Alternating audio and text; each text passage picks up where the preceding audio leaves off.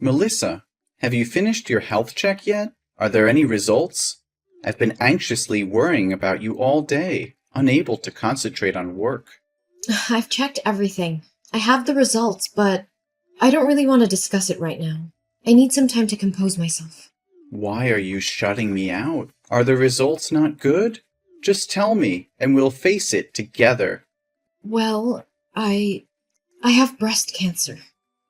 And they said it's an advanced stage, spreading rapidly. The doctor insisted on immediate hospitalization because it's becoming dangerously life-threatening. Oh my God. How advanced is it? How far has it spread? Can we treat it right away? Will you be okay if you undergo surgery now? Joseph, I'm in complete disarray. The doctor mentioned further tests are necessary to determine my survival rate. If you want to leave now, then go ahead. I'll sign the divorce papers. If you keep hesitating, I fear I won't find the strength to leave you later. What are you saying? Why would I abandon you? Don't tell me it's too late to save you. No, there's still a chance for me, but the treatment could be prolonged and incredibly exhausting, possibly lasting several years with substantial financial costs. I'm just afraid you won't be able to handle the immense pressure and the troubles that may come along. No, sweetheart, don't think so poorly of me. Haven't the past 2 years of love and 1 year of marriage shown you my commitment? I accept it all, and I'll stand by your side no matter what happens. So let's face this together, openly. Joseph, thank you. Well, here it is. It appears the cancer is even more advanced than I thought. Preserving breast tissue might be challenging. The doctor mentioned a mastectomy, chemotherapy, and radiotherapy as necessary for my survival, which means I won't be the same as before. Honey, I'm not an expert, so I'll scour the internet for more information. Maybe the way I phrase it isn't accurate, but does that mean they'll remove your breast tissue? Yes, exactly as you said. Well, if I'm fortunate, they won't have to remove all of it, just a portion. I can't even begin to imagine it. What's going to happen? Will your breasts just change? It's hard to say for sure, but it's likely that their shape will be affected. They might become asymmetrical or even lose their natural appearance. I'm sorry if it turns out that way. No, I should be the one apologizing. It's my negligence that has led to this critical situation. I should have taken you to the doctor when you first mentioned breast discomfort 2 months ago, but I've been too consumed by work to be there for you. It's all my fault, Melissa. I'm deeply sorry for failing you. No, please don't blame yourself. This isn't your fault. Are you concerned about how this change will affect your attraction to me? I understand if you find it difficult to accept. Don't say that. I didn't marry you for your physical appearance, Melissa. I don't care how your breasts look. My love for you is far deeper than that. But there's something else, Joseph. The doctor advised against getting pregnant during the treatment because it could harm the baby due to the medications involved. This means our dreams of having a child might have to be postponed indefinitely. Can you handle that? If you feel it's too much to bear, I'm willing to leave so you can find a partner who can give you everything. If I wanted someone perfect, I wouldn't have chosen you. You're the most important person in my life, and I don't care if we can have biological children or not. All that matters to me is that we face this together as a team. If we can't have our own children, we can explore other options like adoption. Our love can still create a beautiful family. Joseph, your unwavering love gives me strength. Thank you for being by my side. Now I can face the upcoming surgery with newfound courage. And knowing you're not alone makes me feel stronger too. I thank God every day for bringing you into my life. I'm grateful to have you as my husband, Joseph. I love you more than words can express, my dear. Now, take some rest and get ready for our date tonight. I'll take you to our favorite restaurant, where we can cherish each moment together. Yes, Joseph. I look forward to it. Hey, Melissa. I heard from Joseph. He just stopped by my house and told me about your condition. Since he has to go on a business trip for a few days, he asked me to take care of you. Do you really have breast cancer? Why didn't you tell me anything? Oh, hi, Mom. Lately, I've been feeling tired and busy with all the medical appointments and preparations for my surgery, so I haven't had a chance to inform anyone. Besides, it's not something I want to share as good news. You don't sound like yourself. I can sense your nervousness, sadness, and sensitivity. Does this mean your condition is severe? Well, if we want to be optimistic, I can say it's not too bad, but it's also not great. Surgery always carries risks, and the thought of scalpels in my breasts naturally makes me nervous. They're an important part of my identity as a woman. Really? Sometimes I forget that you're a woman too. You don't behave like a lady, or a good daughter-in-law, especially when you make my son do household chores that should be your responsibility. Mom, what are you talking about? Which chores are specifically assigned to me? In our household, we share the housework equally. Oh, really? But every time I visit your house, I always see my son doing all the household chores. Whenever I come over, it's Joseph who's cooking while you're sitting and relaxing. Or he's folding clothes while you're fast asleep on the bed. You don't fulfill your duties as a wife or a woman in this family. I think if you have surgery to remove your breast, you might as well become a real man. Mom, did you forget that you said you didn't want to eat my cooking anymore? That day I came home from work and rushed to the kitchen to cook dinner. But after you tasted one spoonful, you said the soup was too bland and looked like vomit. To please you, I added salt. But then you said it was as salty as seawater and I ruined the soup. Since then I've stopped cooking for you. As I said before, both Joseph and I work and we agreed to divide the household chores. Usually I handle laundry, and Joseph takes care of ironing and folding. Sometimes appearances can be deceiving. Those tasks are typically meant for women, but I can't force my husband to do them. My son is exhausted from work. And you still make him do more? Mom, it's because you constantly scrutinize and criticize everything that he and I had to move out and live separately. I'm exhausted and I don't want to continue arguing with you. If you don't have anything else to say, I'll talk to you later. Oh, don't be mad at me. It was just a joke. You shouldn't take it so seriously. But I am genuinely worried about you. Are you referring to the surgery? The doctor has assessed my condition, and the success rate is quite high, so there won't be any major risks to my health. I'll be fine. However, after the surgery, I'll still need to take antibiotics and have regular injections, just to minimize the risk of cancer reoccurring. No, it's not about the surgery. I'm worried about your marriage with my son. You don't have to worry about us, Natalie. Our relationship is still strong, and Joseph loves me unconditionally. There's no reason for your concern. That's what I've always feared. My foolish child, always thinking of others before himself. Shouldn't he be looking for someone else? Someone without all these complications? Mom, I don't appreciate any of these jokes at all. Joseph has made it clear that my appearance or any physical changes won't affect his love for me. Oh, come on. You know Joseph is just being kind. What about when reality hits? After the surgery, with your changed appearance, it won't be as appealing, even though I never found you attractive to begin with. And Joseph, attending corporate parties, needing a beautiful companion, will he still be satisfied with you then? I can dress in a way that hides any changes, and I can wear supportive undergarments.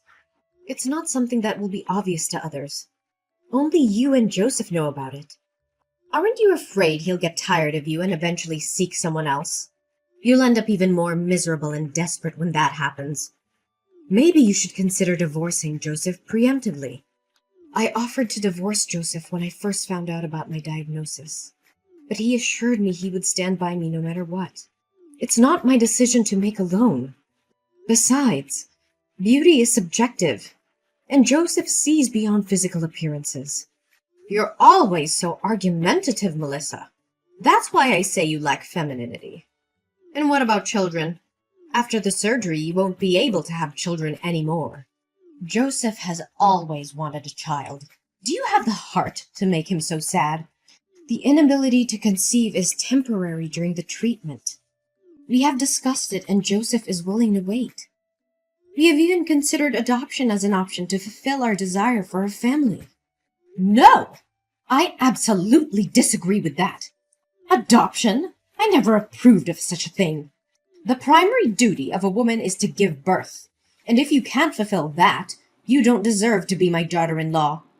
And how many more years will you make me wait for a grandchild? I'm over 60. I don't want to wait any longer. This is not something you can dictate, Natalie. Your reasons for happiness are ridiculous. What is it you really want to say? You are an insufferable daughter-in-law. Don't you understand that you should respect your mother-in-law? Fine. Let's be direct then. I want you to divorce Joseph. I can't accept having a messy, sick, and weird daughter-in-law like you. I believe you're incapable of giving birth to a child for Joseph. And even if you did, I question the child's health. What if they also face the same challenges? Or if they are teased for not having a normal mother? It's selfish of you to only think of yourself. You do realize that breast cancer isn't contagious, right? Besides, I don't want to divorce Joseph. I love him very much, and it seems like Joseph disagrees with your idea as well, doesn't he? If Joseph had agreed, you wouldn't have gone to such great lengths to convince me of anything. I have already introduced Joseph to a friend's daughter. I really like that girl and want her to be my daughter-in-law. But I don't understand what it is about you that Joseph loves so much. So if you want a divorce, go ahead. I won't give you a hard time. No, absolutely not. I think that settles it, doesn't it? Now, I have to go for my hospital visit, so I won't be able to argue with you any longer. Besides, maybe I don't need your care as Joseph asked. I believe I'll be better off without your help. Goodbye. You're so stubborn. We'll see about that. But mark my words, Melissa. One day Joseph will come to his senses and realize that he deserves better than you. Melissa, I've thought long and hard about this, and I can't continue pretending that everything is fine. The very idea of you going through breast surgery disgusts me to the core. I've tried to sympathize with your situation, but I've found comfort in the arms of another woman. She possesses a beauty and allure that surpasses anything you could ever offer. She is fertile and capable of fulfilling my desire for children. I can no longer bear the weight of your burdens.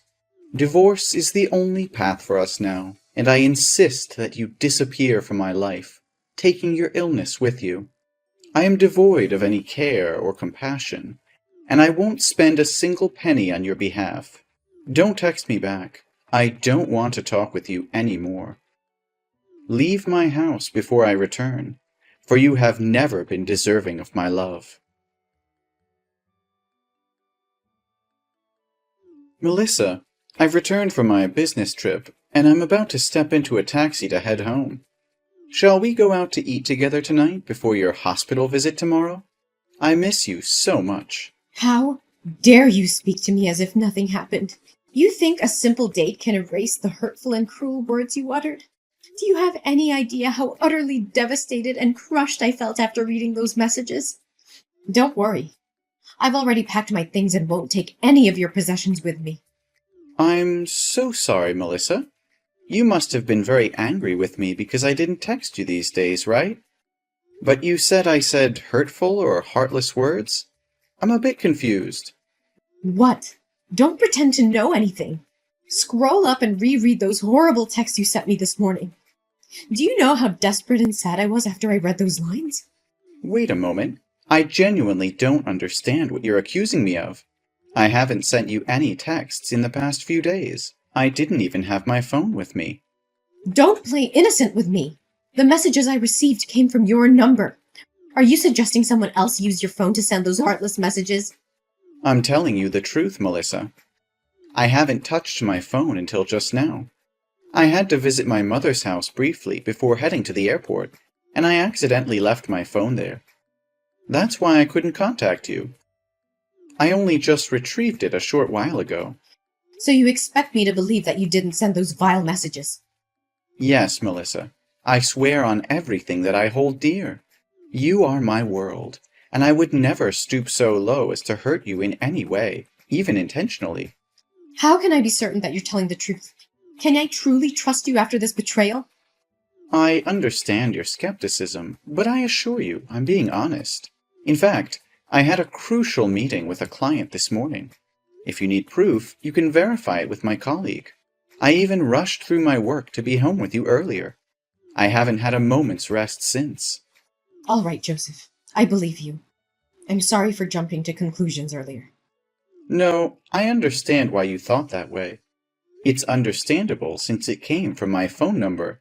But who would do such a thing to make you misunderstand me?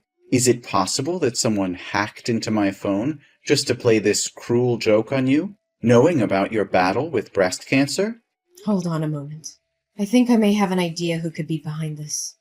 When I initially read the messages, I was overwhelmed with sadness and disappointment, and I didn't take the time to analyze the situation carefully.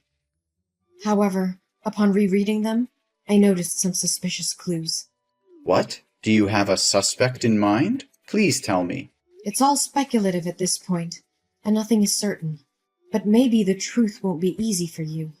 I don't get it. What do you mean? We'll discuss this in more detail once you're home. Mom, let's have a talk. Well, well, look who's here. How are you holding up? Did the surgery make you even more pathetic? I bet Joseph can't stand the sight of you anymore. It's only a matter of time before he divorces you.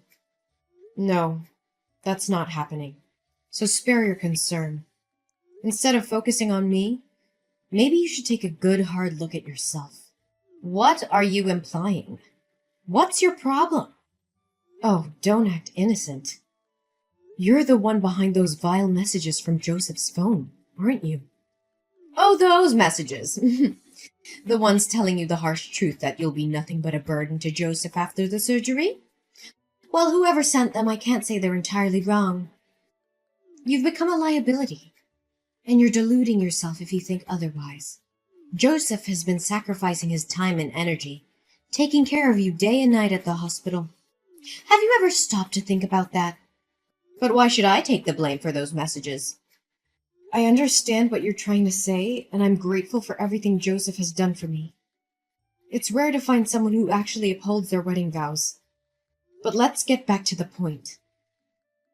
Did you know that there are advanced software and applications that protect phone data from unauthorized access? What does that have to do with anything? Why are we talking about this now? It has everything to do with this. Joseph left his phone at your house, didn't he? Because of the confidential company information on his phone and the previous security breach, he installed a special security application linked to my phone. So what? I still fail to see your point. Well, this application utilizes facial recognition every time the phone is unlocked. And guess what? The person who sent those messages entered the wrong password repeatedly until they finally entered my wedding date correctly. As a result, the application captured a photo of that person. And you know what's even more interesting? It looks a lot like you, Mom. That means nothing. It's not proof that I sent those messages. I was simply looking for something on Joseph's phone. What's your problem with that? You're right. It's not proof if you were innocent. But here's the kicker. The timing of those messages coincides with the time you were trying to access my husband's phone, Natalie. And there's another thing you probably didn't notice because it's become a habit of yours. Using the sign to end a sentence, while Joseph never does. You call that evidence? It's utterly ridiculous. Yes, it may not be definitive proof of your guilt, but it's substantial enough for me to take legal action against you for impersonation and the defamation of my career. I've already reported the incident to the police. If you're innocent, there's no need to be afraid. If the real culprit is you, I will offer you a sincere apology. What? Why would you involve the police in such a trivial matter? You're blowing this way out of proportion. It may seem trivial to you, but it's a serious violation of my privacy and emotional well-being. I won't allow someone to harass me and spread malicious lies without consequences. This isn't just about the messages. It's about the betrayal and the intent behind them. I won't tolerate such behavior from anyone. Not even family. I can't believe you would go to such lengths over a misunderstanding. You're being unreasonable and exaggerating the situation. We're a family, Melissa. We should be able to resolve our issues without involving the police. Are you suggesting we handle this matter within the family? Do you admit that the culprit is someone within our own home? Is it Jason? Should I confront my father-in-law about this when he visits me at the hospital? What? Is Jason there? No, you can't tell him. I'm sorry, but it's too late for that. I've already exposed your actions. I told them everything. And you know what? Jason is disgusted by your cruelty and heartlessness. He wants a divorce, Natalie. He no longer wants anything to do with you. And Joseph decided to cut ties with you too. We're no longer a family. Melissa, please, I beg you to help me. I can't bear the thought of losing Joseph and Jason. They're my world, my everything. I'll do whatever it takes to make things right. I'll grovel. I'll beg. I'll do whatever they want. Just please convince them to forgive me. I can't live without them. Natalie, your actions have caused immense pain and shattered the trust that Joseph and Jason had in you. Rebuilding that trust will not be easy, if it is even possible. You must understand the gravity of what you've done. It'll take more than empty promises and desperate pleas to mend the bonds that have been broken. I will do whatever it takes, Melissa. I'll prove to them that I've changed, that I'm no longer the person who inflicted such pain upon you. Please, I'm begging you, give me this opportunity to make things right. I can't bear the thought of losing my family forever. It's ironic, isn't it? You don't want to lose your own family, yet you are willing to destroy mine. Begging me in vain won't change the fact that you have to face the consequences of your actions. So instead of staying there, begging for forgiveness, I suggest you prepare yourself for the legal proceedings ahead. You'll have to answer for both insulting me and seeking a divorce from Jason. My determination to seek justice prevailed as the legal proceedings unfolded. The court recognized the gravity of Natalie's actions and the immense damage she had caused. Natalie was ordered to pay substantial compensation for her deceitful behavior, a financial burden that would weigh heavily on her for years to come.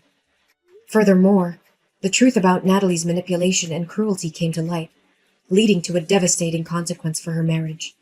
Jason, deeply hurt by her actions and unable to reconcile with the betrayal, made the difficult decision to end their relationship. Natalie found herself facing not only financial ruin, but also the loss of her family. Joseph, too, could no longer bear the weight of Natalie's deception and the pain she had inflicted upon me. He chose to sever all ties with Natalie, recognizing that her actions were irredeemable and incompatible with a healthy, loving relationship. On the other hand, my resilience and unwavering spirit allowed me to overcome the challenges I faced. As a cancer survivor, I found solace in the love and support of Joseph, who stood by my side throughout the tumultuous ordeal. Together, we created a new chapter in our lives, filled with happiness, growth, and a profound appreciation for the bond we share. My strength and triumph over adversity inspired others facing similar struggles, and I became an advocate for cancer survivors, offering comfort and guidance to those in need. My journey of healing and personal growth served as a beacon of hope for those who face their own battles.